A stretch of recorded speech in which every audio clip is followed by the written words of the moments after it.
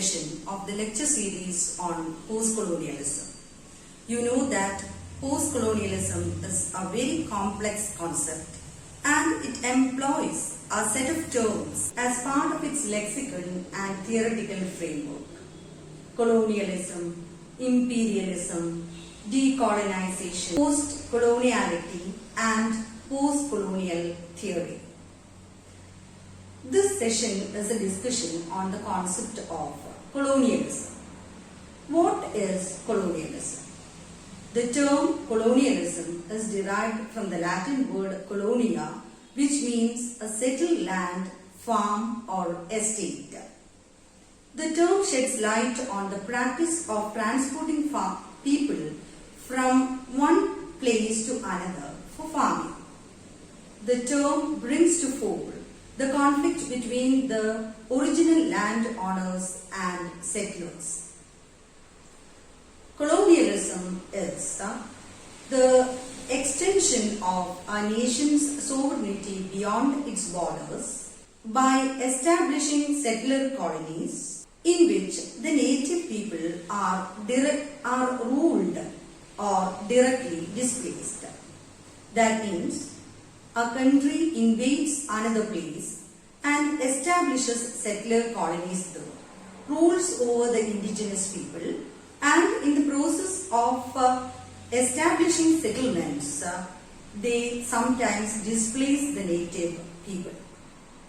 Colonialism can be traced back to Phoenicians 3000 years ago. Colonialism is the process of settlement by European countries in Asian, African, South American, Australian and Canadian spaces from the 16th to the 20th centuries and ended with the liberation movement that began in the 1960s. European colonialism had two waves. The first wave was from 1492 to 1850. The first wave began with the discovery of America. It was known as a period of discoveries. It was also a period of religious zeal when missionaries tried to convert people to Christianity, that is, native people into Christianity. It was also a period of the settlement of colonies, and it was during this period that East India Company was also established. The second wave began in 1850 and ended with the end of the Second World War. This period was known as the Age of New Imperialism because it was during this time that the European colonial expansion started. Colonialism was a violent appropriation and a sustained exploitation of native races and spaces by European cultures. Now we will move on to the purposes of colonialism. What exactly are the purposes of colonialism? The first one is land and settlement. The main purpose of colonialism was to procure land and settle there. This was what exactly happened in America, that is the North and the South America. The second was religious purpose in two ways. The Pilgrim Fathers, many of them were members of a particular Puritan sect called the Separatists, and they believed that a membership of the Church of England violated the precepts, the biblical precepts, and they went to America to escape the jurisdiction of the Church of England and also to escape the religious persecution. The second was to convert the native people into Christianity. The third one, exploitative and economic purpose. They wanted to make money. The colonizers They wanted to engage in trade and commerce and to amass natural and human resources. For example, when India was a colony of Britain, Britain ruled India for about 173 years. And in that span of 173 years, they made $45 trillion from India. The fourth purpose was the white man's burden or the moral responsibility. The European people considered themselves far superior to the other people, intellectually, ethically, morally and culturally, especially than the Easterners and the Africans. So they thought that it was their moral responsibility to educate them, to enlighten them and to civilize them. Rudyard Kipling had even written a poem called The White Man's Burden. And the fifth purpose was social Darwinism or survival of the fittest.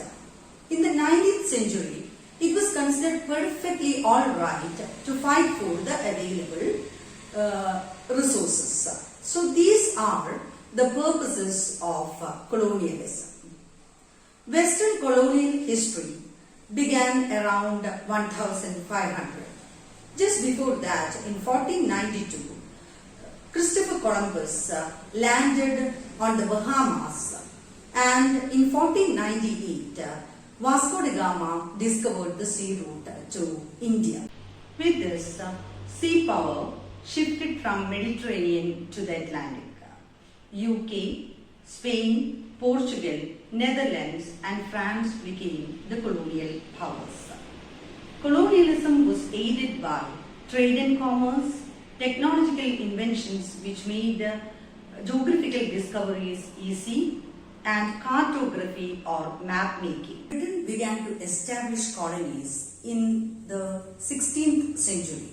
British Empire came into being in the late 18th century with America and West Indies as its colonies. The European nation established itself primarily as a military administrative power in the colony. The military conquest and domination was followed by a close study of the natives. Many anthropological and ethnographic studies were conducted. There was a codification of the native laws. There was a detailed documentation of the native art, native histories. And all this was done to produce a colonial archive of knowledge about the natives. And after having acquired an in-depth knowledge about the natives, the colonial powers proceeded to modify and control the social and cultural practices and religious beliefs of the natives in the guise of reform and welfare. They even introduced new systems of schooling, architecture and agriculture, and the colonized natives were forced to discard their own systems and to acquire new skills and methods. So we can see that colonialism was never just an exploitative political or economic process, but a cultural conquest whereby the natives' forms of knowledge, art, religious and cultural practices were studied, classified, policed, judged and altered by the Europeans. Now let's move on to the colonial discourse. What is colonial discourse? It is the construction of the native in European narratives, usually in a stereotypical manner, in a variety of modes and genres such as arts, literature, and administrative reports. The native is always constructed as primitive, pagan, criminal, immoral, vulnerable, and effeminate.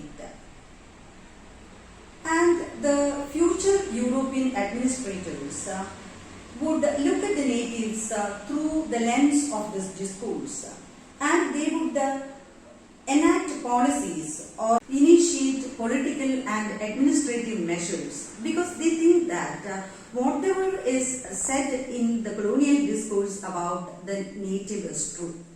So the discourse becomes a mode of perceiving, judging and acting upon the non-Europeans. Hope you enjoyed the session. Thank you.